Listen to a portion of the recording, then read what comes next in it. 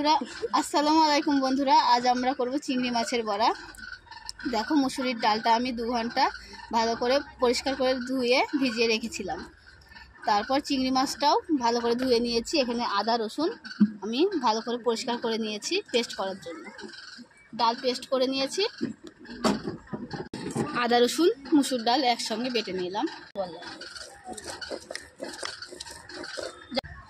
চিংড়ি মাছ, পেঁয়াজ, মুসুর ডাল একসঙ্গে বেটে নিই।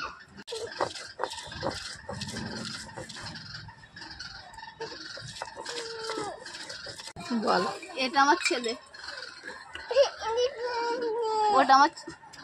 ওটা আমার ছোট ছেলে। নাচো নাচো।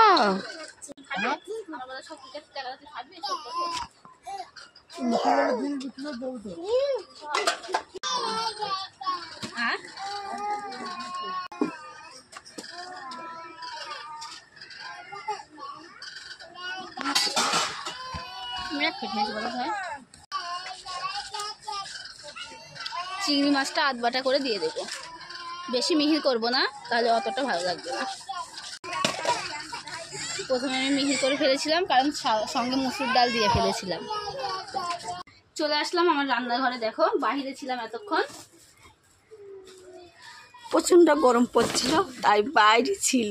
ভোলা বাবা, তেলা বাবা চলে গেল।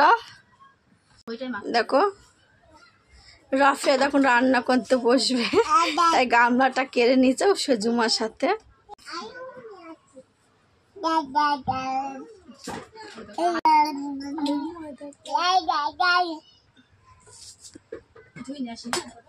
একটা ভবিষ্যৎ বলতো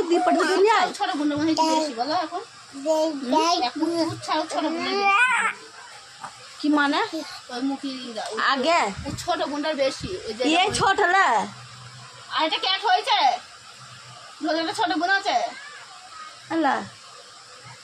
এ ছোট নাই, এ মেজু। তিনটি মেয়ে হবে কেন? দুটো চলা হয়েছে কবে? আচ্ছা, তুমি মাকে শুধাবা।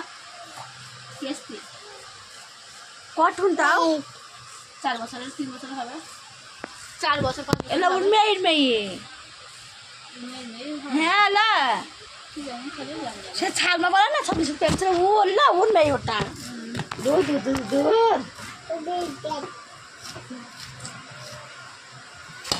হাত থেকে যাইতে ভালো করে। আর সামনে আর সামনে আমাদের রাব্বাটা আসো, দিল্লি পাটি ধরছে। ওই বাপ তেল পড়ছে বাপ। ওয়াট তেল তেল আবু জান, তেল নেই।